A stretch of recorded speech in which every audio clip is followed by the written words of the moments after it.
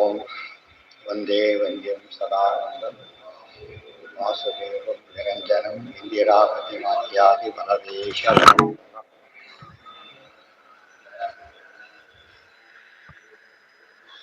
ಅವನ ಶ್ರೀಪತಿರಪ್ರತಿರಥಿಕೇಶಾದಿಭವಾದೆ ಕರುಣಾಪೂರ್ಣವರಪ್ರದಚರಿತಂ ವ್ಯಾಪಯದೆ ಸುರವಂದ್ಯಾಜಿಪಸದ್ವರ ಹಿತಾಶೇಷಗುಣಾಲಂ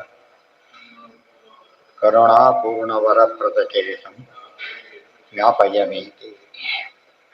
ಎರಡು ಆಗಿತ್ತು. ತ್ರಿಜಗತ್ಪೋತ ಸದಾರ್ಚಿತ ಚರಣಾಶಾಪತಿ ಧಾತೋ ಕರುಣಾಪೂರ್ಣವರಪ್ರದಚರಿತಂ ವ್ಯಾಪಯಮೇತಿ. ತ್ರಿಜಗತ್ಪೋತ ಸದಾ ಅರ್ಚಿತ ಶರಣ ಆಶಾಪತಿ ಧಾತು. ತ್ರಿಜಗತ್ಪೋತ, ಪೋತ ಅಂದ್ರೆ ನಾವೇ. ತ್ರಿಜಗತ್ಪೋತ ನಾವೇ ಮೂರು ಜಗತ್ತುಗಳಿಗೂ ಸಹ ಸಂಸಾರ ಸಮುದ್ರವನ್ನು ದಾಟಿಸುವಂತಹ ನೌಕೆಯಾಗಿರುವಂತಹ, ಆಮೇಲೆ ವಿಧಾರಕ ಜೊತೆಗೆ ವಿಶೇಷವಾಗಿ ಎಲ್ಲರನ್ನು ಸದಾಕಾಲ ಸರಿಸಿರತಕ್ಕಂತಹ, ಮತ್ತೆ ಸದಾ ಅರ್ಚಿತ ಶರಣ, ಸದಾ ಅರ್ಚಿತವಾದ ಪಾದಗಳಿಂದ ಕೂಡಿದವನೇ. ಆಶಾಪತಿ ಧಾತು, ಆಶಾ ಅಂದ್ರೆ ಸರಸ್ವತಿ, ಪತಿ ಅಂದ್ರೆ ವಾಯುದೇವರು, ಅವರಿಗೆ ಧಾತ, ಅವರಿಗೆ ನೀನು ಧಾರಣ ಪೋಷಣ ಕರ್ತೃವಾಗಿರುವಿ ಅಂತ ಕರುಣಾಪೂರ್ಣ ವರಪ್ರದ ಚರಿತಂ ಜ್ಞಾಪಯಮೇತಿ. ತ್ರಿಜಗತ್ಪೋತ ಸದಾರ್ಚಿತ ಚರಣ ಆಶಾಪತಿ ಧಾತು. ತ್ರಿಜಗತ್ಪೋ ಸದಾ ಮತ್ತೆಲ್ಲ ಕಡೆ ಅನ್ವಯ. ಸದಾ ತ್ರಿಜಗತ್ಪೋತ ಸದಾ ಅರ್ಚಿತ ಚರಣ ಸದಾ ಆಶಾಪತಿ ಧಾತು. ಅದಾದ್ಮೇಲೆ ಅರ್ಚಿತ ಚರ ಸದಂದ್ರೆ ಪ್ರಾಣ, ಸದಾ ಮುಖ್ಯ ಪ್ರಾಣನಿಂದ ಸದಾ ಅರ್ಚಿತ ಚರಣ. ಹೇಗೆ ಬಿಡ್ದವ್ರು ಪಡೆಯ ಕಾಲದಲ್ಲೂ ಬಿಡೋದಿಲ್ಲ. ಸದಾ ಅಂತ ಹೇಳಿದ್ರೆ ಬಿಡಿದವ್ರು ಎಷ್ಟೇ ಸದಾ ಅಂದ್ರೂ ಕೂಡ ಏನಾಗುತ್ತದೋ ನಿದ್ರೆ ಬಂದಾದ್ರೆ ಹೋಗಿಬಿಡುತ್ತೆ. ಭಾರಿ ಸರಿಯಾಗಿ ಮಾಡೋರಿಗೂ ಕೂಡ ಪಳೆಯ ಕಾಲದಲ್ಲೂ ದೇವರ ಆರಾಧ್ಯ ಮಾಡೋದರಿಂದ ಸದಾ ಪ್ರಳಯ ಕಾಲೇಪಿ ಅರ್ಚಿತ ಚರಣ. ಮತ್ತು ಆಶಾಪತಿ ಧಾತು, ಪ್ರತಿಕಲ್ಪದ ಬ್ರಹ್ಮವಾಯುಗಳಿಗೆ ಇವರೇ ತಂದೆಯಾದ್ದರಿಂದ, ಧಾರಣ ಪೋಷಣಕರ್ತರಾದ್ದರಿಂದ ಆಶಾಪತಿ ಧಾತು ಅಂತ ಕರುಣಾಪೂರ್ಣ. ಇದೆಲ್ಲ ಏನು ದಾಟಿಸೋದು ಮತ್ತು ಎಲ್ಲರ ಧಾರಣೆ ಮಾಡೋದು ಎಲ್ಲ ಕೂಡ ಏನದು ಕರುಣೆಯ ಕೆಲಸ. ಪ್ರತಿಫಲ ಇದ್ರೆ ವ್ಯಾಪಾರ ಆಗಿಬಿಡುತ್ತೆ, ಅದಿಲ್ಲ. ನಾವು ದೇವರನ್ನು ವ್ಯಾಪಾರ ಮಾಡಿದ್ರೆ ದೇವರು ನಮ್ಮೊಂದಿಗೆ ವ್ಯಾಪಾರ ಮಾಡೋದಿಲ್ಲ. ಏನ್ ಮಾಡ್ತಾನೆ? ಅನುಗ್ರಹ ಮಾಡ್ತಾನೆ ಹೊರತೇನಿಲ್ಲ. ದೇವರಿಗೆ ಏನೂ ಆಗಬೇಕಾಗಿಲ್ಲ. ಅದಕ್ಕೆ ಕರುಣಾಪೂರ್ಣ ವರಪ್ರದ ಚರಿತಂ ವ್ಯಾಪಯಮೇತಿ. ಯಾವಾಗಲೂ ಸತ್ಯ ವಿಷಯದಲ್ಲಿ ಇರ್ತಾರೆ, ದುಡ್ಡು ಕೇಳ್ತಾರೆ, ಮರ್ತು ಬಿಡ್ತೇವೆ. ಮತ್ತೆ ಇಷ್ಟ ಜ್ಞಾಪಕ ಇರಲ್ಲ ನಮಗೆ. ದುಡ್ಡು ಎಸ್ಕೊಳ್ಳೋದಿಲ್ಲ ಅವರು, ಯಾವಾಗಲೂ ತಲೆಯಲ್ಲಿ ಕೂತಿರುತ್ತ. ಅವನಿದ್ದ ಮಾಡಲಿಲ್ಲ ಅಂತೇಳಿ ಯಾವುದೋ ಪ್ರಸಂಗದಲ್ಲಿ ಜ್ಞಾಪಕ ಆಗ್ತದೆ. ದುಡ್ಡು ಕೊಟ್ಟ ಕಾಲಕ್ಕೆಲ್ಲ ದುಡ್ಡು ಇಸ್ಕೊಂಡಿಲ್ಲ ಅದು ಜ್ಞಾಪಕ ಆಗ್ತದೆ. ಅದು ಅಂದ್ರೆ ಉಳಿಯುತ್ತೆ ಶಾಶ್ವತವಾಗಿ. ನಾವು ದೇವ್ರ ಫಲ ಕೇಳ್ಬಿಡೋದ್ರಿಂದ ಏನಾಗುತ್ತೆ, ನಾವು ವ್ಯವಹಾರ ಅಂತ ಕೆಲಸ ಹೋಗಿದ್ದು ಮತ್ತೆ ನಿಮಗೆ ಕೇಳೋದು, ನಿಮಗೆ ಡಿಸ್ಕನೆಕ್ಟ್ ಆಗ್ಬಿಡ್ತಾರೆ. ಎದ್ದು ಕೂಡ ಕೇಳದೆ ಹೋದ್ರೆ ಹಾಗೆ ಉಳಿಯುತ್ತೆ. ತ್ರಿಗುಣಾತೀತ ವಿಧಾರಕ ಪರಿತೋ ದೇಹಿ ಸುಭಕ್ತಿಂ ಕರುಣಾಪೂರ್ಣ ವರಪ್ರದ ಚರಿತಂ ವ್ಯಾಪಯಮೇ. ಶರಣಂ ಕಾರಣ ಭಾವನ ಭವಮೇ ತಾತ ಸದಾಲಂ ಕರುಣಾಪೂರ್ಣ ವರಪ್ರದ ಚರಿತಂ ವ್ಯಾಪಯಮೇ. ಶರಣಂ ಕಾರಣ ಭಾವನ ಭವಮೇ ತಾತ ಸದಾ ಅಲಂ. ಶರಣಂ ಏನು? ಶರಣಂ ಭವ, ನನಗೆ ರಕ್ಷಕನಾಗು, ಆಸರೆಯಾಗು. ಕಾರಣ ಭಾವನ, ಕಾರಣ ಸೃಷ್ಟಿ ಮಾಡುವವನು, ಭಾವನ ಸರ್ವ ರೀತಿಯ ರಕ್ಷಣೆಯನ್ನು ಮಾಡುವವನು. ಬರೀ ಸೃಷ್ಟಿ, ಬರೀ ಎಲ್ಲ ರಕ್ಷಣೆ. ಅಥವಾ ಕ ಅರಣ, ಕ ಅಂದ್ರೆ ವಾಯುದೇವರು ಬ್ರಹ್ಮದೇವರಿಗೆ ಕ ಅಂತ ಗೊತ್ತಾಯ್ತಾ? ಮುಂದೆ ಬಯಸ ಅಬರಕೋಶ ಪ್ರಕಾರ ಕೂಡ ಕ ಅಂದ್ರೆ ವಾಯುದೇವರು ಅಂತ ಅರ್ಥ ಇದೆ. ಕ ಅರಣ, ಕ ವಾಯುದೇವ ಬ್ರಹ್ಮವಾಯುಗಳಂತ ನಮ್ಮನ್ನೆಲ್ಲ ನೀನು ಅರಣ ರಕ್ಷಣೆ ಮಾಡುವವನೇ. ಮತ್ತೆ ಮುಂದೆ ಭಾವನ, ರಕ್ಷಣೆ ಮಾಡುವವನು, ಎಲ್ಲ ವಿಧವಾದ ಸೃಷ್ಟ್ಯಾದಿಗಳನ್ನು ಸಹ ಮಾಡುವವನು. ಭವಮೇ ತಾತ, ಅದಕ್ಕೆ ನೀನು ಕಾರಣ. ಶರಣಂ ಭವ, ಏನು ಶರಣ, ನನಗೆ ರಕ್ಷಕನಾಗಿ ಆಸರೆಯಾಗಿ ಇರು. ನೀ ಯಾರು ನನಗೆ ಅಂದ್ರೆ ಮೇ ತಾತ. ತಾತ ಅಂದ್ರೆ ತಂದೆ, ಕಾಣದಲ್ಲಿ ತಾತ ಅಂದ್ರೆ ಬೇರೆ, ಸಂಸ್ಕೃತ ತಾತ ಅಂದ್ರೆ ಬೇರೆ. ಅದಕ್ಕೆ ತಾತ ಮೇ. ದೊಡ್ಡವ್ರು ಚಿಕ್ಕವ್ರಿಗೆ ತಾತ ಅಂದ್ರೆ ಮಗು ಅಂತ ಅರ್ಥ. ಚಿಕ್ಕವ್ರು ದೊಡ್ಡವ್ರಿಗೆ ತಾತ ಅಂದ್ರೆ ತಂದೆ ಅಂತ. ಭವಮೇ ತಾತ ಸದಾ ಅಲಂ, ಸದಾ ಕಾರಣ, ಸದಾ ಶರಣಂ ಭವ, ಸದಾ ಮೇ ತಾತ, ಸದಾ ತಂದೆಯಾದವರು ನೀವು. ಅಲಂ ಅಲಂ ಶರಣಂ ಭವ, ಪೂರ್ಣ ಆಸರೆಯ, ಪೂರ್ಣ ಆಸರೆಯ. ನಾವೇನ್ ಮಾಡಿದ್ದೇವ್ರೆ, ಮನೆ ಕೊಟ್ಬೇಡಪ್ಪ ಸಾಕು, ಆಮೇಲೆ ಗೃಹಪತಿ ಏನ್ ಮಾಡ್ಕೊತೀವಿ ಆಗಿದ್ರೆ ಅಂದ್ರೆ ಒಂದೊಂದು ಸೇರಿ ಏನ್ ತಿಳ್ಕೊತೀವಿ ನಾವೀಗ, ಇವತ್ತೊಂದ್ ದಿವ್ಸ ಕಾಪಾಡ್ಬೇಕಲ್ಲ, ನಾಳೆ ನೋಡ್ಕೊತೀವಿ ಹಾಗಿದ್ರೆ. ಈ ಮಾತುಗಳನ್ನ ಆಡ್ತಾರೆ ಸಾಮಾನ್ಯವಾಗಿ. ಅದು ವಾಯುದೇವ್ರು ಹಾಗೆ ಸದಾ ಇವತ್ತು ದೇವ್ರು ಕಾಪಾಡಿದಾಗ ಯಾವಾಗ ಕಾಪಾಡ್ತಿರೋದು ದೇವರೇನೆ, ಮುಂದೆ ಕಾಪಾಡೋದು ದೇವರೇನೆ. ಆ ಭಾವನೆ ಬಂದ್ರೆ ಅದು ನಿಜವಾದ ಭಕ್ತಿ. ಆ ಕಾಲಕ್ಕೆ ಮಾತ್ರ ಬಂದ್ರೆ ಔಪಾಧಿಕಾಯಿ. ಸಂಕಟ ಬಂದ ವೆಂಕಟರಮಣ ತಪ್ಪಲ್ಲ, ಸಂಕಟ ಬಂದ ಮಾತ್ರ ವೆಂಕಟರಮಣ ಅಂದ್ರೆ ತಪ್ಪು, ಗೊತ್ತಾಯ್ತಾ? ಸಂಕಟ ಬಂದಾಗ್ಲೂ ವೆಂಕಟರಮಣ, ಕುಂತಿಗಾಡಿಲ್ಲ ಹಾಗೆ. ಯಾವಾಗ ವಿಪತ್ತು ಕೊಡೋಕೆ ರಕ್ಷಣೆ ಮಾಡು, ಈಗ ಹಾಗಲ್ಲ, ವಿಪತ್ತು ಬಂದ ಮಾತ್ರ ರಕ್ಷಣೆ ಮಾಡು. ಅದೆಲ್ಲ ಏನ್ ತೋರಿಸುತ್ತೆ ಅಂದ್ರೆ ದೇವರನ್ನು ನಂಬಿಯೂ ಕೂಡ ನಂಬದೇ ಇರೋದು. ಬಾಯಲ್ಲಿ ನಂಬಿದೆ ಅಂತ ಹೇಳಿದ್ರು ಕೂಡ ಏನ್ ಮಾಡ್ತಾ ಇಲ್ಲ ಅವನೀಗ, ನಿಜವಾಗ್ಲೂ ನಂಬಿಲ್ಲ. ಇದು ಅದರ ವಿಶೇಷತೆ. ತ್ರಿಗುಣಾತೀತ ಕಾರಣ ಭವಮೇ ಅನ್ನುತ್ತದೆ. ಜಂಪ್ ಆಯ್ತಾ? ಹೌದು. ತ್ರಿಗುಣಾತೀತ ತ್ರಿಗುಣಾತೀತ ವಿಧಾರಕ ಪರಿತೋ ದೇಹಿ ಸುಭಕ್ತಿಂ ಕರುಣಾಪೂರ್ಣ ವರಪ್ರದ ಚರಿತಂ ವ್ಯಾಪಯ್ಯ ಮೇದೆ. ತ್ರಿಗುಣ ಅತೀತ ಇದೆ ನಾರಾಯಣಂ ಸುರಗುರುಂ ಜಗದೇಕವಂಚಂ ಸೌಂದರ್ಯ ಮಂತಲ ಇದರೊಳಗೆ. ತ್ರೈಗುಣ್ಯವರ್ಜಿತಮಜಂ ವಿಭುವಾದ್ಯಮೀಶಂ. ತ್ರಿಗುಣಾತೀತ, ಅವರು ಸರ್ವಗುಣಾತೀತ ಅಂತ ಬಿಡ್ತಾರೆ. ಸರ್ವಗುಣಾತೀತ ಅಲ್ಲ, ತ್ರಿಗುಣಾತೀತ. ತ್ರಿಗುಣಾತೀತ ಅತೀತ ವಿಧಾರಕ, ವಿಶೇಷವಾಗಿ ಧಾರಕ. ಪರಿತಃ ಧಾರಕ, ಎಲ್ಲಾ ರೀತಿಯಲ್ಲೂ ಧಾರಕ. ಹಿಂದೆ ಮುಂದೆ ಎಡಬಲದೆ ಒಳಹೊರ ಇಂದಿರೇಶ್ವರ ಅಂತ ಹೇಳಿದ್ರೆ ಎಲ್ಲಾ ಕಡೆಯೂ ಧಾರಕ. ದೇಹಿ ಸುಭಕ್ತಿ, ಡ್ರೈವರ್ ಮುಂದೆ ನೋಡ್ಕೊಂಡು ಮಾಡ್ಬೋದು, ಹಿಂದೆಲ್ಲ ಕಡೆ ನೋಡಕ್ ಸಾಧ್ಯ ಆಗೋದಿಲ್ಲ. ಯಾರು ಕೂಡ ಮೊನ್ನೆ ತಾನು ನೋಡ್ಕೊಳ್ಳೋಕ್ಕೂ ಆಗೋದಿಲ್ಲ. ದೇಹಿ ಸುಖ, ತಮಗೆ ಒಳ್ಳೆಯ ಭಕ್ತಿಯನ್ನು ಕೊಡು. ಇದಿಷ್ಟು ಮೇಲ್ನೋಟದ ಅರ್ಥ. ತ್ರಿಗುಣಾತೀತ, ತ್ರಿಗುಣದಿಂದ ಅತೀತ. ತ್ರಿಗುಣರು ಅಂದ್ರೆ 3 ಗುಣ ಹೊಂದಿರತಕ್ಕಂಥ ಜೀವರು, ಅವರಿಂದ ಅತೀತನಾದ, ಅವ್ರ ಮೇಲಿರ್ತಕ್ಕಂಥವು. ಅಂದ್ರೆ ಏನಿಲ್ಲ, ಸಾಮ್ಯ ಕೇಳಿಯ ಪ್ರಸಕ್ತಿನೇ ಇಲ್ಲ. ವಿಧಾರಕ, ವಿ ಅಂದ್ರೆ ಗರುಡ, ಗರುಡರ ಧಾರಕ. ಗರುಡ ಧಾರಕಕ್ಕೆ ಯಾಕೆ ಹೇಳ್ಬೇಕು ಅಂತ ಪ್ರಶ್ನೆ ಇದೆ. ನೋಡೋರಿಗೆ ಏನು ಅನ್ಸುತ್ತೆ, ಗರುಡನ್ನು ಅವಲಂಬಿಸಿದ್ದಾನೆ ಕೃಷ್ಣ, ಏನಾಗಿದ್ದಾನೆ ಅವಲಂಬಿಸಿ ಡ್ರೈವರ್ ಕೈ ಕೊಟ್ಟ ಅಂತ ಒಂದು ನಡ್ಕೊಂಡ್ ಬಂದ್ರೆ ಹೇಗಿರ್ತದೆ? ಹಾಗಿದ್ಯಾರು ಇಲ್ಲ. ಒಮ್ಮೆ ಗರುಡನೇ ಅಂತ ತಿಳ್ಕೊಂಡ್ಬಿಟ್ಟ, ನನ್ನನ್ನು ಅವಲಂಬಿಸಿದ್ದಾನೆ ಅಂತ ತಿಳ್ಕೊಂಡ ತಕ್ಷಣ ದೇವ್ರ ಕೈ ಬಿಟ್ಟ, ಬಿದ್ದ. ಅದ ಬಿದ್ದು ಬಿಟ್ಟು ಆಮೇಲೆ ತಪ್ಪಾಯ್ತು ತಪ್ಪಿಕೊಂಡ. ಅದಕ್ಕೆ ಗರುಡನನ್ನ ಅವಲಂಬಿಸಿಲ್ಲ. ಗರುಡನ ಮೇಲೆ ಕೂತಾಗಲೂ ಧರಿಸಿದ್ರು ತನ್ನನ್ನು ತಾನೇ. ಗರುಡನ ಕೊಟ್ಟ ಅವಕಾಶ ಅಷ್ಟೇ.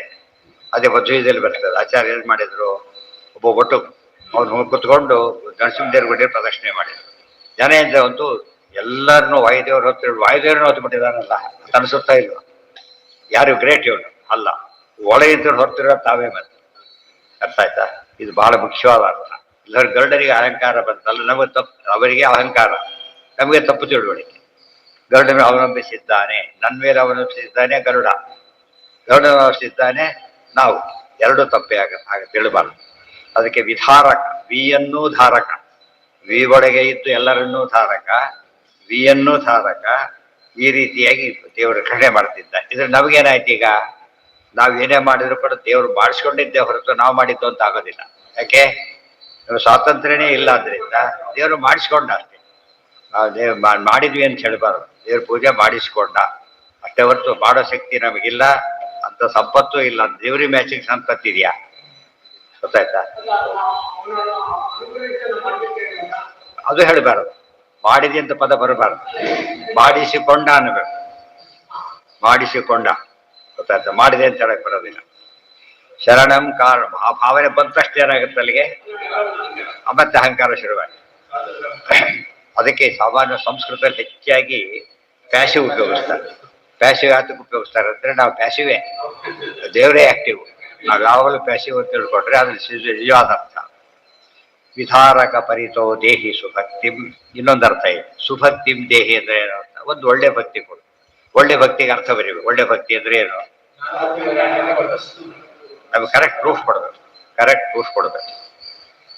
ಗೋವಿಂದೇ ದೇಹಿ ಭಕ್ತಿಂ ಭೌತಿ ಚ ಭಗವನ್ ಬುದ್ಧಿತಾಂ ನಿರ್ನಿಮಿತ್ತಾಂ ನಿರ್ವ್ಯಾಜಾಂ ನಿಶ್ಚಲಾಂ ಸದ್ಗುಣಗಳ ಪ್ರತಿಂ ಶಾಶ್ವತೀಂ. ಅಂತ ಭಕ್ತಿಯನ್ನು ಕೊಡು. ಅಂಥವೆಲ್ಲ ಇರೋದ್ರಿಂದ ಪದ ಉಪಯೋಗಿಸ್ಬೇಕಾದ್ರೆ ಮತ್ತೆ ನಾವೇನೋ ಹೇಳಕ್ ಹೋಗ್ಬಾರ್ದು. ನಾವೆಲ್ಲ ಹೇಳಿಗೆ ಜಾಸ್ತಿ ಹೇಳ್ಬಿಟ್ಟಿರ್ತಾರ ಆಗ್ಲೇ. ಗೊತ್ತಾಯ್ತಾ? ಇನ್ನೊಂದು ಪಾಯಿಂಟ್ ಇದೆ, ಧಿಕಾರ ಹೇಳ್ತಾರೆ. ಪರಮೇಶ್ವರ ಭಕ್ತಿ ರಾಮ ಅನಂತ ಅನಬದ್ಧ ಕಲ್ಯಾಣ ಗುಣತ್ವ ಜ್ಞಾನಪೂರ್ವಕ ಸ್ವಾತ್ಮಾತ್ಮೀಯ ಸಮಸ್ತ ವಸ್ತುಭ್ಯೋ ಅನೇಕ ಗುಣಾಧಿಕ ಅಂತರಾಜ ಸಹಸ್ರೇಣಾಪಿ ಅಪ್ರತಿಬದ್ಧ ನಿರಂತರ ಪ್ರೇಮ ಪವ ಅಂತ ಭಕ್ತಿಯನ್ನು ಕೊಡು.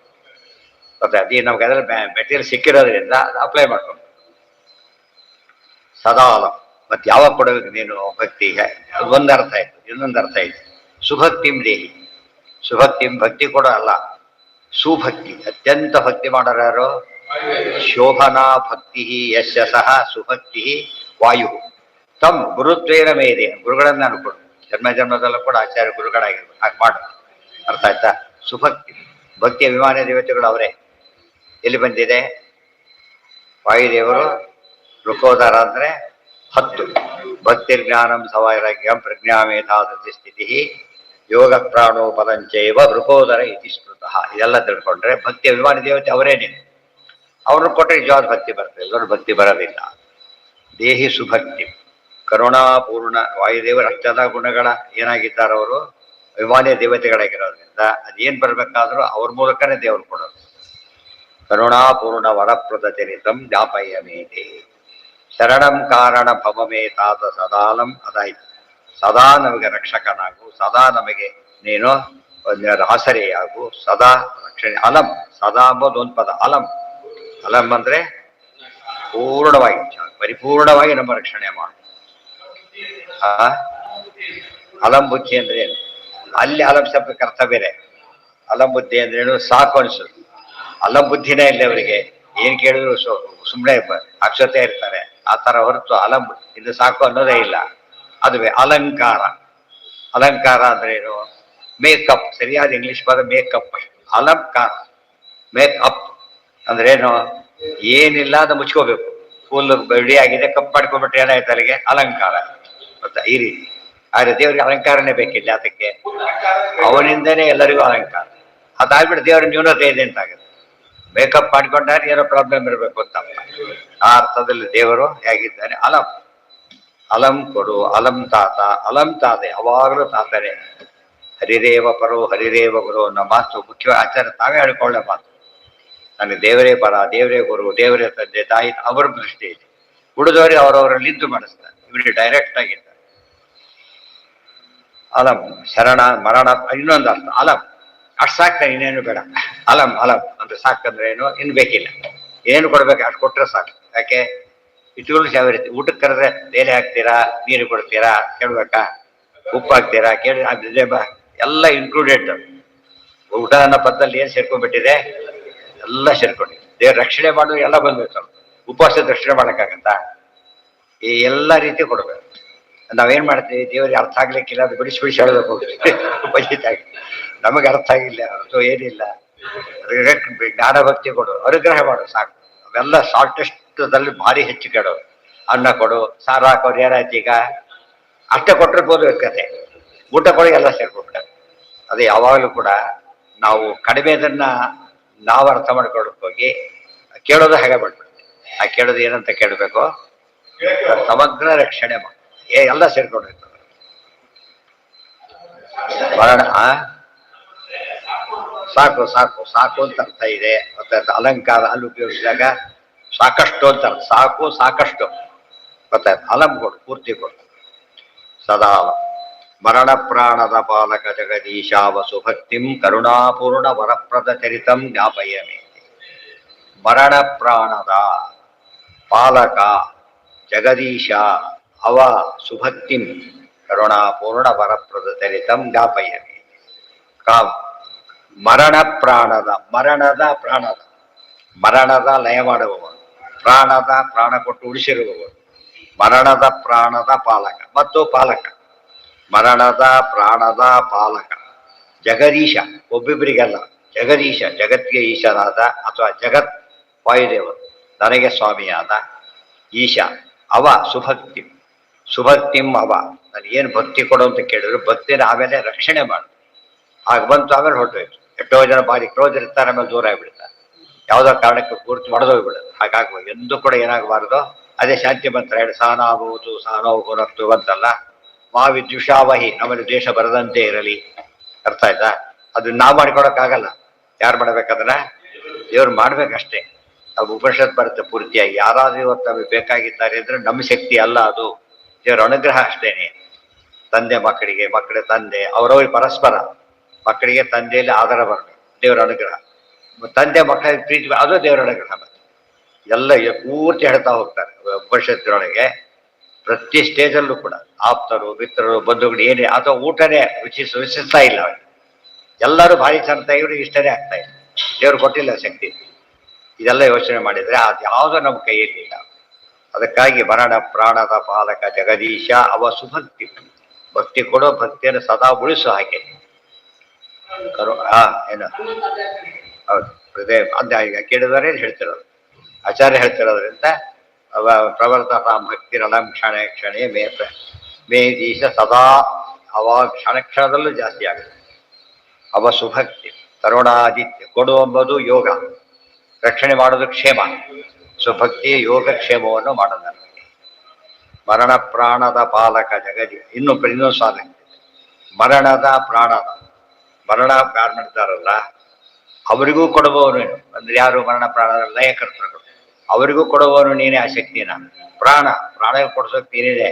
ಹೇ ಮರಣ ಪ್ರಾಣದ ಸಂಬೋಧನೆ, ಹೇ ಪಾಲಕ, ಹೇ ಜಗದೀಶ, ಸುಭಕ್ತಿಮ್ಮೆ ಅವ, ನಾನು ಕೊಟ್ಟಿರೋ ಭಕ್ತಿಯನ್ನು ರಕ್ಷಣೆ ಮಾಡು.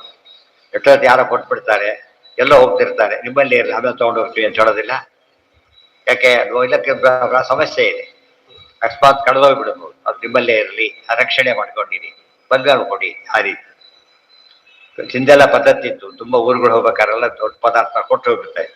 ಬಂದು ನ್ಯಾಸ ಅಂತ, ನ್ಯಾಸ ಒಪ್ಪಿಸೋಗೋದು ಅಂತ ಬಂದರು. ಅವರು ಕೂಡ ಅಷ್ಟು ಭಾರಿ ಜವಾಬ್ದಾರಿ ನೋಡ್ಕೊಂಡಿರ್ತಾರೆ.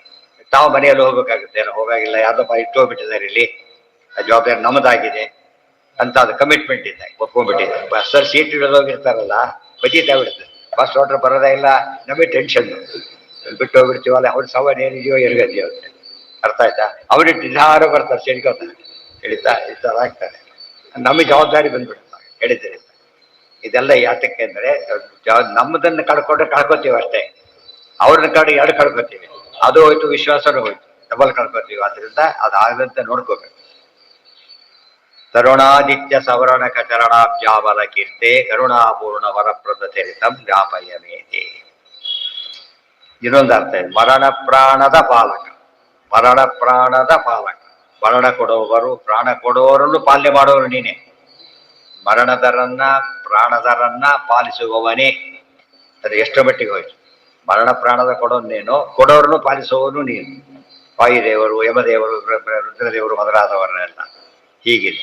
ಅಥವಾ ಮರಣ ಪ್ರಾಣದ ಪಾಲಕ ಜಗದೀಶ, ಒಂದೇ ಪದ, ಮರಣ ಪ್ರಾಣದ ಪಾಲಕ ಜಗದೀಶ, ಮರಣವನ್ನು ಕೊಡುವ, ಪ್ರಾಣವನ್ನು ಕೊಡುವವರನ್ನು ಪಾಲಿಸುವಂತಹ ವಾಯುದೇವರು ಮತ್ತು ಬ್ರಹ್ಮದೇವರಿಗೆ ಒಡೆಯ, ಅವರಿಗೂ ರೆಸ್ಪೆಕ್ಟ್ ಇಟ್ಟು ಮೇಲೆ ಹೋಗಲ್ಲ.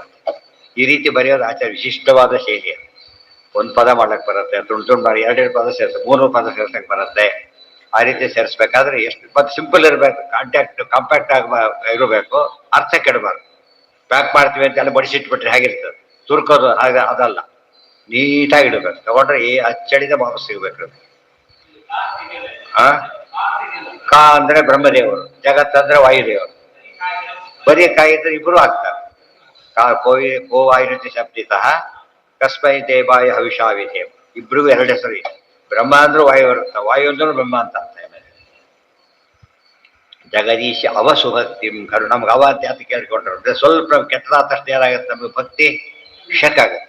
ಇಷ್ಟು ಮಾಡಿದೆ, ದೇವ್ರ ಕೈ ಬಿಟ್ಟನೋ ಏನೋ, ನೋಡ್ಲೇ ಇಲ್ವೋ ಏನೋ, ಈ ಭಾವನೆ ಬಂದ್ಬಿಡುತ್ತೆ. ಆ ಭಾವನೆ ಬರಬಾರ್ದು. ಭಕ್ತಿ ಏನೇ ಆಗಲಿ, ದೇವ್ರು ಎಷ್ಟು ಕೆಟ್ಟದ್ದು ಮಾಡಿದ್ರೆ ಏನು ಅನ್ಕೋಬೇಕು, ಇನ್ನೂ ಬೇಕಾದ್ರೂ ಕೆಟ್ಟದ್ದು ಮಾಡೋದು ಯಾರು ರೆಡಿ. ಬಟ್ ನಿನ್ನ ಭಕ್ತಿ ಮಾತ್ರ ಹಾಗೆ ಕೊಡ್ತೀವಿ, ನಮ್ಗೆ ಅರ್ಥ ಆಗಿದೆ, ಪರೀಕ್ಷೆ ಮಾಡ್ತೀನಿ ಆತ ಭಾವನೆ ಇರಬೇಕು. ಮಕ್ಕಳು ಎಷ್ಟೇ ಹೊಡೆದ್ರು ಏನು ಮಾಡೋದಿಲ್ಲ, ಬಿಟ್ಟು ಹೋಗೋದಿಲ್ಲ. ಕೂಸಿನ ಹೊಡಿತಾ ಇರ್ತಾರೆ, ಹೊಡ್ತಾ ಇರ್ತಾರೆ, ಪಕ್ಕದ ನಮ್ಮನೆಗೆ ಅದು ಹೋಗೋದಿಲ್ಲ. ಅದು ಏನು ಮಾಡುತ್ತೆ, ಅದು ಹೊಡಿಸ್ಕೊಂಡು ಇಲ್ಲೇ ಇರ್ತಿರುತ್ತೆ. ನಿಮ್ಮ ಮನೆ ಬರ್ತೀನಿ ಅನ್ನೋದು ಎಲ್ಲದಕ್ಕೆ ಇವ್ರು ಯಾವಾಗಲೂ ಕಾಪಾಡೋಣ. ಈ ಸದ್ಯಕರು ಏನು ಉಪಯೋಗ ಇಲ್ಲ, ಅದ್ರ ಗೊತ್ತು. ಆ ಹೊಡೆಯೋದಕ್ಕೆ ಪರ್ಪಸ್ ಇದೆ, ಏನೋ ಕೇಳಿದ್ದೀರಿ ಕೊಡೋದಿಲ್ಲ, ಅದು ಹೊಡಿತಾ ಇದ್ದಾರೆ ಅಷ್ಟೇ. ಹೊಡೆಯೋ ಉದ್ದೇಶ ಅವರಿಗಿಲ್ಲ, ಮಾಡಿದ ತಪ್ಪಂತಿದ್ದ ಉದ್ದೇಶ, ಆದದ್ದೆಲ್ಲ ಹೊಡಿತೇ ಆಗಿ. ಈ ಅನುಸಂಧಾನ ಬರೋದೇ ಸಾಧನೆ. ಇವ್ರು ಕಷ್ಟ ಕೊಟ್ಟು ಯಾತಕ್ಕೆ ತೋರಿಸ್ತಾನೆ ಅಂದರೆ ತಡ್ಕೋಬೇಕು. ನೀವು ಪ್ರಾಕ್ಟಿಕಲಿ ಫೇಸ್ ಮಾಡಿ, ಉಪನ್ಯಾಸರು ಹೇಳಿರೋದು ಶ್ರವಣ ಕೇಳಬಹುದು. ನಮಗೆ ಕಷ್ಟ ಬಂತೀಗ ಏನ್ ಮಾಡ್ಬೇಕಾಗ ಆಗೋ ನಾ ಹೇಳಿದ್ದೆ ನಾವು ಅನುಭವಿಸ್ ದೇವರು ಎಂದು ಕೆಟ್ಟದ್ದು ಒಂದು ಫ್ಯಾಕ್ಟ್ ಒಂದು ಕಡೆಯಿಂದ ಇಟ್ಕೊಂಡ್ಬಿಡ್ಬೇಕು ಅವರಿಂದ ಮೋಸ ಆಗೋದಿಲ್ಲ 100% ಐತೆ. ಈಗ ಕೆಟ್ಟದಾಗಿದೆ ಏನ್ ಮಾಡ್ಬೇಕಾಗ ನಮ್ಮ ಸೈಡ್ ಇಂದ ಆಗತ್ತೆ. ಒಂದು ಸರಿ ಇದ್ಮೇಲೆ ಅದು ಬೀದಿ ಎಲ್ಲ ಪಕ್ಕದ ಲೈಟ್ ಇದೆ ಅಂದ್ಮೇಲೆ ಕರೆಂಟ್ ಹೋಗಿಲ್ಲ ಅಂತ ಆಯ್ತು. ಬರ್ತಾ ನಮ್ಮ ಮನೆಯಲ್ಲಿ ಏನೋ ಪ್ರಾಬ್ಲಮ್ ಇದೆ ಅಂತ ಎಲ್ಲ ಕಡೆ ಹೋದಾಗ ಏನ್ ಮಾಡೋದು ಚೆಕ್ ಮಾಡಕ್ ಹೋಗಲ್ಲ. ಎಲ್ಲ ಕಡೆ ಹೋಗಿದೆ ನಮ್ದು ಹೋಗಿದೆ ಅಷ್ಟೇ. ನಮ್ಮದು ಮಾತ್ರ ಹೋದಾಗ ಏನಾಗಿದೆ ನಮ್ದೇ ಜವಾಬ್ದಾರಿ ಇದೆ. ಇಲ್ಲೋ ಎಲ್ಲೋ ತಪ್ಪಿದೆ ಹುಡುಕ್ಬೇಕು. ನಾವ್ ಯಾವಾಗಲೂ ಹಾಗಲ್ಲ ಹೊರ ಬೇರೆ ಹುಡುಕ್ತಿರ್ತೀವಿ. ಆದ್ರಿಂದ ಅದು ತಪ್ಪದು. ಆದಷ್ಟು ಮೊದ್ಲು ಏನ್ ಮಾಡ್ಬೇಕು ನಾವೀಗ ನಮ್ಮಲ್ಲಿ ಹುಡುಕ್ಬಿಡ್ಬೇಕು. ಅದು ಸಾಮಾನ್ಯ ಸಿಕ್ಬಿಡತ್ತೆ. ಅದ್ರ ಮುಂದೆ ಹೋಗೋ ನೆಸಿಟಿನೇ ಬರೋದಿಲ್ಲ. ದೇವರಲ್ಲಿ ಯಾವ ಕಾಲಕ್ಕೂ ಹುಡುಕ್ಬಾರ್ದು. ಅದಕ್ಕೆ ಇಲ್ಲೇ ನಿರ್ದೋಷ ಅಂತ ಹೇಳಿ ಆಗ್ಬಿಟ್ಟಿದೆ. ನಿರ್ದೋಷ ಅನ್ನೋ ಪದಕ್ಕೆ ದೋಷ ಇಲ್ಲದ ಒಂದು ಅರ್ಥ ಆದ್ರೆ ನಮಗೆ ಕೆಡುಕು ಮಾಡೋ ಸಾಧ್ಯತೆನೇ ಇಲ್ಲ ಅಂತ ಇನ್ನೊಂದು ಅರ್ಥ. ದೋಷ ಇಲ್ಲದವ್ರು ಕೆಡಕು ಮಾಡಿದ್ರೆ ದೋಷಿ ಆಗ್ತಾರಲ್ಲ. ಮಾಡಿದ್ರೆ ನ್ಯಾಯವಾಗಿ ನ್ಯಾಯ ಡೆತ್ ಸೆಂಟೆನ್ಸ್ ಕೊಡ್ತಾರೆ. ಆದ್ರೂ ಅವನು ಏನು ನಮ್ಮ ದ್ವೇಷಿ ಅಲ್ಲ ಅಂತ ನಾವು ಕೆಡಕು ಮಾಡಕ್ ಹೊರಟಿಲ್ಲ. ತಪ್ಪಿ ಶಿಕ್ಷೆ ಕೊಡ್ತಿದ್ದಾರೆ ಅಷ್ಟೇ. ಈ ಮಾತು ಅರ್ಥ ಮಾಡ್ಕೊಂಡ್ರೆ ದೇವರನ್ನ ನಾವು ಭಕ್ತಿಯಿಂದ ಯಾವ ಕಾಲಕ್ಕೂ ಕಳ್ಕೊಳ್ಳೋದೇ ಇರೋದೇ ಸಾಧನೆ. ಎಷ್ಟೋ ಸಾಧನೆನ ಒಂದು ಮಾತು ದೇವರಲ್ಲಿ ಅನ್ಕೊಂಡು ಕಳ್ಕೊಂಡ್ಬಿಡ್ತಾರೆ ಪೂರ್ತಿ. ಆ ರೀತಿ ಮಾಡಬೇಡ ಎಂದು ಕೂಡ ಅಂತ ಹೇಳೋದಕ್ಕೆ ಅವ ಸುಭಕ್ತಿಂ ಅಂತ.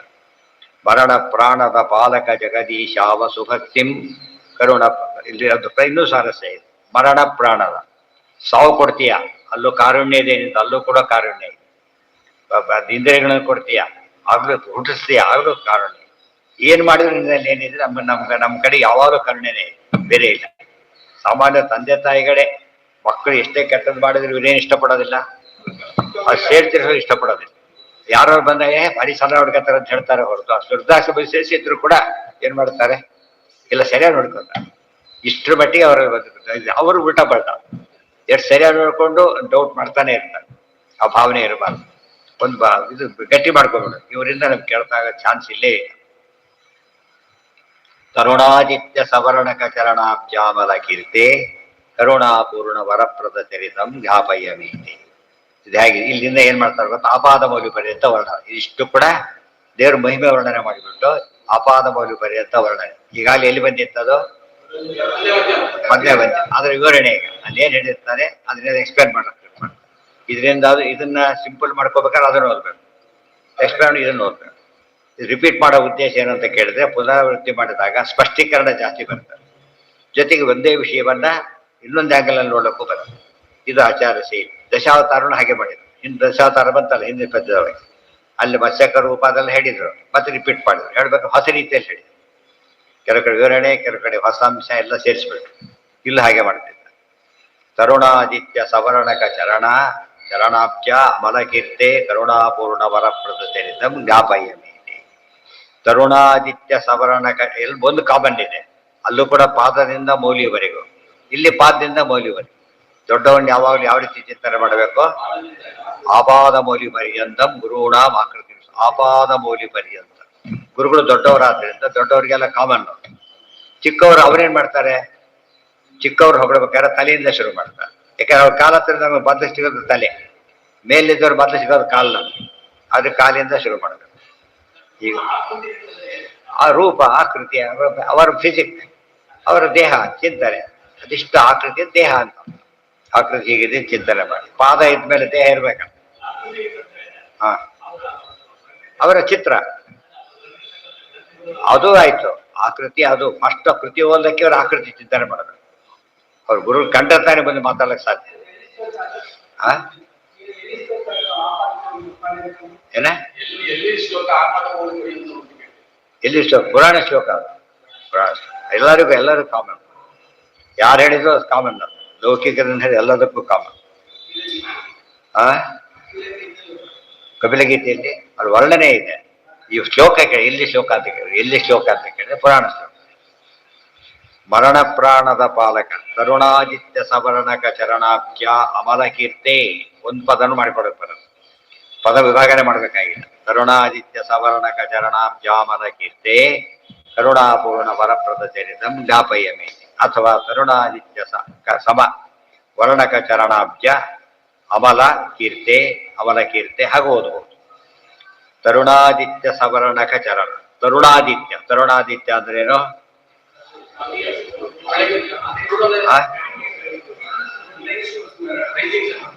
ನಾರಾಯಣ ರೂಪ ಚಿಂತನೆ ಮಾಡಬೇಕಾದ್ರೆ ತರುಣಾದಿತ್ಯ ಅಂತ ಹೇಳಿಲ್ಲ. ಉದ್ಯದ್ಭಾಸ್ವತ್ ಸಮಾಭಾಸ, ಹುಟ್ಟುವ ಸೂರ್ಯ. ಹುಟ್ಟುವ ಸೂರ್ಯ ಹೇಗಿರ್ತಾನೆ? Blood red colour. ತರುಣಾದಿತ್ಯ ಅಂದ್ರೆ ಪೂರ್ತಿ ವೈಟು ಅಲ್ಲ, ಪೂರ್ತಿ ರೆಡ್ಡು ಅಲ್ಲ, ಸ್ವಲ್ಪ ಹಳದಿ ಬಣ್ಣ ಬರುತ್ತೆ. ಅದಕ್ಕೆ ತರುಣಾದಿತ್ಯ ಅಂತ ಕರೀತಾರೆ.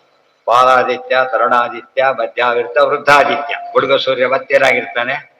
ಮತ್ತೆ ಕೆಂಪು ಕಾಣಿಸ್ತಾನೆ, ಬ್ಲಡ್ ರೆಡ್ ಕಲರ್. ಏನು? ಅರುಣೋದಯ ಬೆಳಿಗ್ಗೆ, ಸಾಯಂಕಾಲ ಸೂರ್ಯ ಮುಳುಗಬೇಕಾದ್ರೂ ಕೂಡ ಹೇಗೆ ಅಷ್ಟೇ ರೆಡ್ ಕಾಣಿಸ್ತಾರೆ. ಮತ್ತೆ